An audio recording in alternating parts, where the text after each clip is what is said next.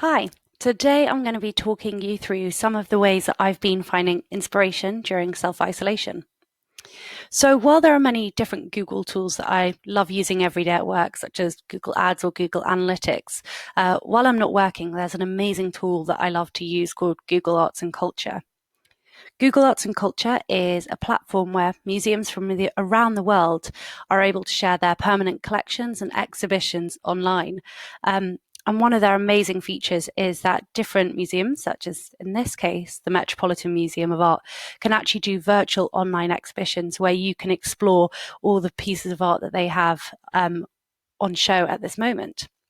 One of my favourites that is currently up is from the 𝗙𝗿𝗲𝗏 Museum. And this museum gained fame for its infamous burglary in 1990, where over 13 works of art were stolen. And this is considered to be one of the biggest art burglaries of all time. This tour actually shows you around all the different rooms where the art was stolen, shows where they would have been, and gives a kind of a understanding of what happened and why it's so infamous nowadays.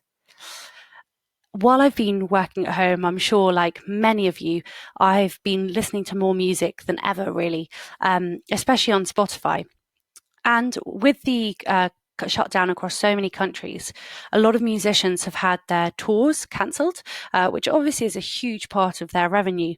And people are turning to Spotify instead, where they would usually be listening live. However, musicians have been really rallying against Spotify because typically for 1,000 streams, musicians only get about $3 of income, which obviously is minute for the amount of music they'd usually be producing. Other streaming services such as Bandcamp have been giving 100% of their revenue directly to the musicians, but Spotify has yet to follow suit. However, since this has been released and the criticism has been pushed, Spotify has introduced something called the COVID-19 Music Relief, which matches any donations that people make through the Spotify platform. And all the donations are made to organizations that support musicians that are having challenging times due to the crisis. They've also enabled a new feature that allows artists to fundraise directly with causes that really matter to them. With the amount of tours that have been cancelled, musicians have really been taking control of the situation.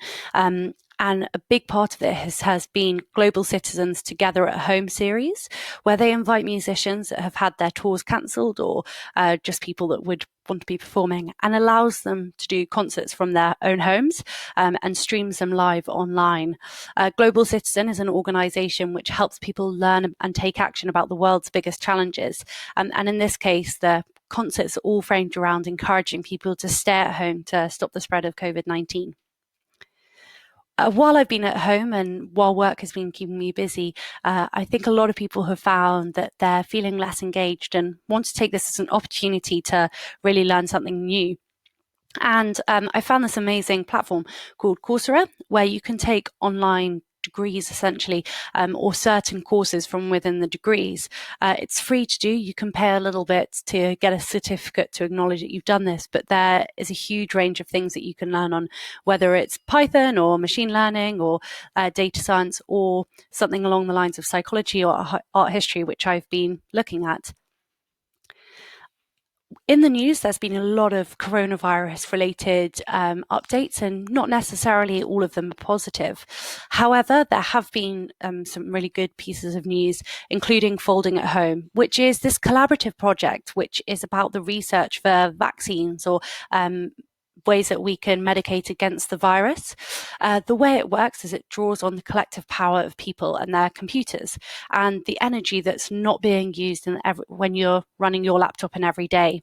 And it uses that processing power, the idle background, to basically form a supercomputer. And what this does is it stimulates the ways that the proteins in the cells and diseases come up, and it suggests ways that we could fight these different